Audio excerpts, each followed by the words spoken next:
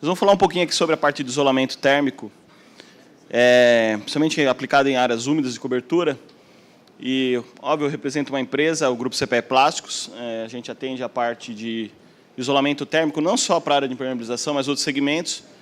Mas o conhecimento que eu queria passar para vocês aqui hoje se refere muito à questão de saber escolher o isolamento térmico na hora de fazer uma laje, uma cobertura, ou até mesmo poder ter uma avaliação um pouco mais técnica e crítica na hora de selecionar o isolamento térmico e entender quais são os benefícios que ele traz para a obra, no geral, para o sistema de impermeabilização, para a questão estrutural, que é algo que tem sido muito falado durante o evento. Opa, vamos lá. Os benefícios do isolamento térmico, vou procurar ser rápido, acho que a apresentação minha ficou um pouquinho longa, mas não vou cansar tanto vocês, e depois vai ficar um canal aberto, a hora que vocês quiserem conversar com a gente, trocar ideia, a gente vai estar à disposição de vocês. Os benefícios do isolamento térmico são vários, né? A questão de eficiência energética, que é um tema que está muito em alta, em pauta, né? Em relação à economia de energia, gasto de ar-condicionado, né? Questão de conforto térmico, que é a primícia principal, né? Que está na norma de desempenho, a 15575, que as coberturas que são expostas têm que ter o isolamento térmico. Para quem reside na cobertura, simplesmente conhecida como a área mais cara do prédio, né, tem um mínimo de conforto. E, normalmente, o que acontece é diferente, né? O cara que mora na cobertura, se não tiver isolamento térmico, ele é o cara que mais sofre com desconforto térmico, é o cara que mais sofre com patologia também, por conta da questão de dilatação. Então, a área de cobertura tem que fazer isolamento térmico, não dá para ignorar isso. Tá? E a questão ambiental, né, em relação aos gases que são utilizados, sistemas de ar-condicionado, o ventilador ligado direto, tudo que acaba ficando ligado e nem sempre resolve se você não tem a questão da construção trabalhando junto com o sistema. Bem, aqui tem alguns benefícios, né? O principal motivo hoje de você pensar em isolamento térmico, principalmente nos tempos que a gente está vivendo hoje, é a questão de variação térmica, né? As condições climáticas nossas são cada vez mais adversas. Você tem situações hoje que, no mesmo dia, você chega a ter uma variação de temperatura de 20, 25 graus. Acho que no Rio de Janeiro, dependendo do dia, até mais do que São Paulo. Então, num dia só, você tem uma laje, por exemplo, que trabalha com uma temperatura de 65 graus durante o dia, e à noite essa mesma laje está com 20 graus. Né? E aí, qual é a questão? O que acontece com essa laje trabalhando dessa maneira? Né? E aí, nós vamos falar um pouquinho mais adiante aqui, o que vocês vão ter de impacto. Né? A gente teve, eu acho que foi a primeira apresentação foi da Camila, né, ontem, quem esteve aqui viu, os problemas que você tem na laje, principalmente na questão da proteção mecânica, quando ela dilata, que é a primeira área a sofrer o efeito da dilatação térmica. E, óbvio, que envolve a questão de juntas de dilatação, de dessolarização das paredes em relação à laje também, mas um dos fatores principais que ocasione isso, que são a dilatação e retração longitudinal nos prédios, que a gente olha para cima, você sai olhando o prédio, você vê só trinca, trinca, trinca, trinca, trinca. Por quê? Porque é uma laje que, além de você ter o problema de junta de dilatação, que, infelizmente, a maioria das pessoas não sabe para que serve, né, e não sabe aplicar corretamente, é a questão do isolamento térmico. Para vocês terem uma ideia, uma cobertura, né, que chega a ter uma variação de 35 graus num dia, ela faz com que essa laje dilate completamente e, à noite, ela retraia completamente. Né? E isso é onde tem o surgimento dessas trincas. Pô, mas se eu coloco o isolamento, o que muda nisso? Né? Qual que é o efeito disso? O efeito disso é você pegar uma laje que está trabalhando a 65 graus durante o dia e de noite vai para 20, você vai fazer ela trabalhar 30 graus durante o dia e trabalhar 25 à noite. São 5 graus. Não é uma diferença, muito mais de 100% de variação que você tem nessa laje. Então, isso faz com que essa laje trabalhe muito. E quando essa laje trabalha pouco, não tem toda essa movimentação, os benefícios que você tem são diversos. Né? Aqui é um exemplo, né, um modelo, o que acontece, né, a parte superior da laje, principalmente a capa, a proteção mecânica, ela chega a 70 graus, só que o que acontece embaixo? Embaixo você vai sentir o calor, sabe quando? À noite, que é quando aquele calor dissipou e passou pela área de concreto. Durante o dia, o que acontece? Que é uma coisa ruim também. A capa, a proteção mecânica, ela chega numa temperatura muito alta, e embaixo ela segura essa temperatura. É onde acontece esse efeito meio balão. Em algumas situações, alguns colegas nossos chegam a ver, ser visível que a laje pegou e dilatou e está empurrando tudo.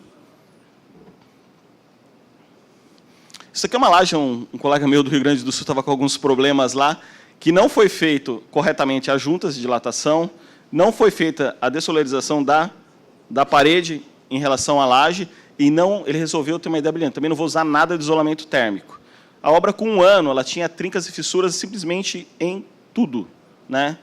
E aí o retrabalho disso, o custo disso é muito mais alto do que você fazer corretamente no princípio, de gastar, sei lá, 40, 50, que seja R$100 no isolamento térmico que você escolha, você tem que quebrar tudo, fazer todas as juntas depois, aí você tem que dimensionar novamente a proteção mecânica que você vai utilizar, né, para ver se vai aguentar, se tem carga, se tem cota para fazer isso, e aí você começa a criar um monte de problema por não ter feito tanto as juntas quanto a questão do isolamento. A cobertura é o principal ponto, né? Você tem que isolar a cobertura. Fora do Brasil é muito comum você isolar paredes, fazer outros tipos de isolamento, que cada vez mais, por conta das variações climáticas, também estão começando a ser feitas aqui. Mas o que você tem? Vários tipos de isolantes térmicos. Tá? Esse eu acho que é o ponto principal aqui que eu quero tratar com vocês. Todos os isolantes, a partir de um determinado coeficiente de transmissão, são bons isolantes. Só que não dá para usar todo isolante térmico para tudo. Você tem que ter a adequação e compatibilização do isolante com o sistema que você vai utilizar, né? E aqui a gente vai falar um pouco, né? Tem as lãs de vidro, que são ótimos isolantes, lã de rocha. Você tem o isopor também, é um bom isolante térmico. Você tem o XPS, tem a de poliuretanos. Mas você tem que estar atento a algumas características desse isolante, né? E o grande vilão, quando a gente fala sobre a questão do isolante térmico aplicado em áreas impermeabilizadas, se chama água, né? Então, eu insisto, o pessoal fala assim, vai comprar isolante com a gente, né? A gente está vendendo. Falou, vou te mandar o laudo, vou te mandar um ensaio. Aí falou, qual que é a absorção de água? Falou, você vai ver no ensaio lá, esse material aqui é 0,01. Ele falou, é nada. 0,01 em engenharia é 0,01. É uma absorção, né? Porque quando a gente fala de obra, a gente não está falando de 1 dia, de 2 dias. A gente está falando de uma vida útil que você espera para anos. A pessoa espera morar lá 20, 30, 40 anos. Então, 0,01 dia após dia não é pouco, é muito também. Então, quando a gente vê um ensaio falando, olha, eu tenho um isolamento térmico com só 10% de absorção de água. O ensaio o que é? É um ensaio de imersão que é feito em 24 horas. 10% é água que não acaba mais. Não tem como ignorar isso, né? Então, isso vai acontecer o quê? A partir do momento que esse isolamento térmico tem uma absorção muito alta de água, você compromete o isolamento térmico com o tempo. Não só do ponto de vista térmico, mas também do ponto de vista de resistência estrutural desse isolante. Isso aqui é uma foto, a gente faz uma comparação entre o EPS, tá, e o poliestireno e o XPS.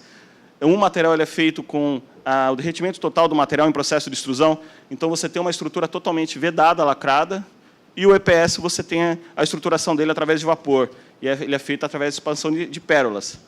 O que acontece aqui? Você tem a passagem de água através do poliestireno expandido, o EPS, e do extrudado XPS não ocorre a passagem de água. Isso é um fator muito importante de se levar em consideração na hora que você vai fazer uma impermeabilização, porque, caso contrário, você vai gerar o quê? Você vai gerar uma piscina de esponja em cima de uma laje. E isso não resolve o problema do isolamento térmico. Vai continuar tendo a questão da passagem do calor, você vai ter uma área cheia de água, e dependendo da situação, você nem tem condição para ter carga para isso, para aguentar, e o isolante fala, mas com o tempo ele vai secar. Não funciona bem assim, ele fica empapado, cheio de água em cima da sua laje.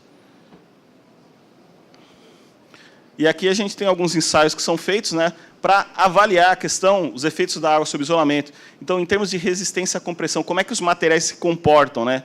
O EPS é um material um pouco mais estável, o XPS se mantém muito estável. O PU é um baita no isolante, coeficiente, se você olhar numa ficha técnica, é o melhor que tem, mas para uma aplicação dessa, ele perde muito, né? Então, antes de se considerar na especificação, você tem que levar em consideração que isso vai acontecer, que ele vai perder muita resistência à compressão com o tempo.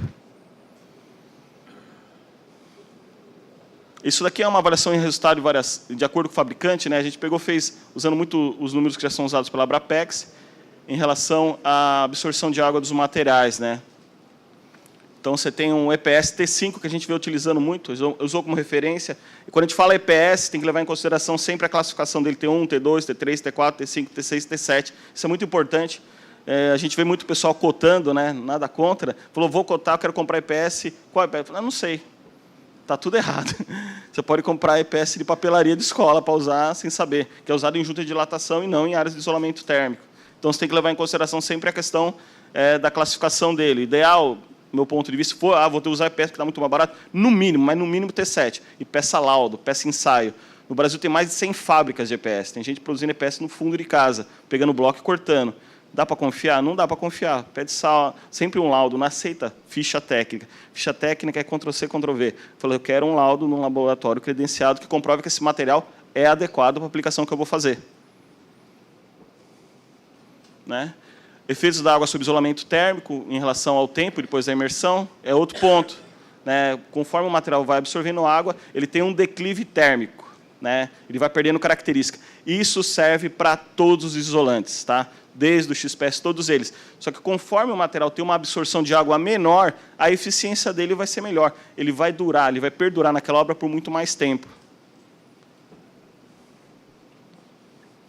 Aqui a gente tem um comparativo técnico, né, falando sobre coeficiente térmico. A gente fala, qual é o coeficiente térmico do EPS?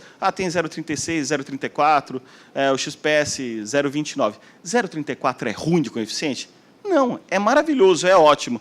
Mas o que interessa aqui é a questão, e qual é a absorção de água? Isso daqui é o que diz a própria Abrapex, que é a associação, que um EPS tipo 5 ele tem que ter 3% de volume e o EPS tipo 7, 2% de volume. Tem fabricantes que garantem isso? Tem.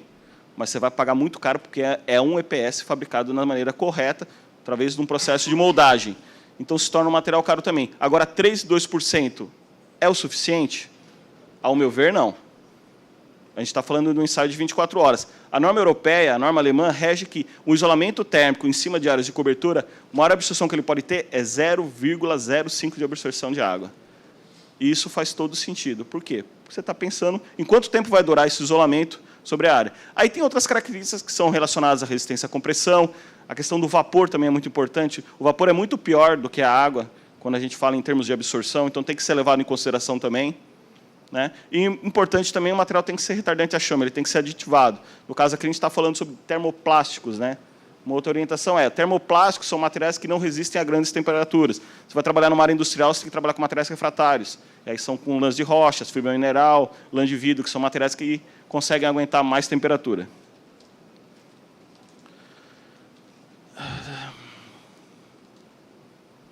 Quando a gente fala de obra de retrofit, até quis trazer um pouco para esse tema, falando em reforma. A gente tem muita obra de reforma que tinha isolamento térmico, né? E precisa ser refeito ali o isolamento térmico, a impermeabilização. Ou é uma obra que não tinha e vai precisar se utilizar o isolamento térmico. Então, normalmente, você sempre tem um problema de cota, né? E você tem um problema de carga também. E aí o pessoal fala, tem aquela questão, mas tem que usar sempre a proteção mecânica. Eu acho que a Camila também falou sobre esse tema, né? De fazer uma área que seja manutenível. Eu achei fantástico isso, a gente escuta falar muito isso. Apesar de no Brasil a gente tem meio que uma variação regional. Né? Você vai para regiões que eles não fazem a proteção mecânica, eles gostam de trabalhar com brita, com argila sobre a área, justamente pensando na questão da manutenção e evitando uma patologia que também pode ocorrer dentro da área se você fizer uma proteção mecânica e não fizer a junta corretamente. Então, eles utilizam muito o quê? No Rio Grande do Sul, eu vejo muita cobertura lá, o pessoal usando pedra. Né? Eu vou para o Norte e Nordeste, agora está uma onda do pessoal usar pré-moldado. Apesar que essa obra aqui ser do terminal rodoviário do Tietê, salvo erro, e foi feita toda com pré-moldados também. Eles estavam fazendo uma reforma, e nem sempre você tem a informação se aquela área vai aguentar uma proteção mecânica muito alta ou muito baixa. Então, o que se faz? Claro, você faz um dimensionamento, mas procura aliviar aquela carga e trabalhar com uma proteção que não seja tão espessa. E aí vai muito bem também, não só a questão de você fazer um pré-moldado, intertravado, utilizar uma pedra, ou então, de repente, fazer talvez até um jardim, mas também, eu acho que na palestra da CICA, o Michel falou também sobre as coberturas com mantas poliméricas, né, PVC, o TPO, TPO, são aplicações interessantes, porque você não tem geração de carga, né, e você consegue resolver a questão da impermeabilização e do isolamento térmico também, fazendo a aplicação dessa forma. A gente está falando um pouco sobre aplicações de lajota, tem sido uma tendência cada vez mais o pessoal tem utilizado dessa maneira, Isso não compromete nada ao isolamento térmico, desde que você tenha um isolamento que aguente carga e não tenha absorção de água. Você pode fazer. Pode ser utilizado geotêxtil. O pessoal pergunta bastante, mas eu vou usar um McDrain, vou usar um geotêxtil. É interessante usar também, porque você cria uma camada drenante maior, né, para a área, e funciona muito bem. Terminal rodoviário Tietê, é isso mesmo. Essa aqui é em Vitória. Também foi feito com sextavado, né? Você fala, pô, meio antiquado. Mas resolve, é uma solução. O isolamento térmico só não pode ficar exposto diretamente ao sol. Você resolveu isso, é uma área de manutenção, não tem problema nenhum você fazer dessa maneira. Essa daqui é uma obra da Boticário. Foi feito, só que foi feito numa área de telhado. Eles estavam com uma fábrica em funcionamento, eles tinham que fazer a impermeabilização total desse telhado e eles precisavam isolar termicamente, que estava muito quente. Então, eles não pararam a operação, conseguiram fazer todo o isolamento térmico da cobertura, e, salvo erro, foi utilizado, acho que, manta de PVC nessa cobertura toda, né? Então, não pararam a operação, resolveram o problema da área, impermeabilizaram e isolaram termicamente a área. Também é outra solução bem interessante. Aí fala, mas isso é mais caro, é mais barato. Depende. Você vai fazer uma área comercial, vai fazer uma empresa, quanto custa parar uma operação? Dia. É altíssimo. Então, você agrega valor aí nessa operação, se você manter ela ativa e conseguir resolver o problema. Acho que consegui, é isso aí. Valeu, obrigado.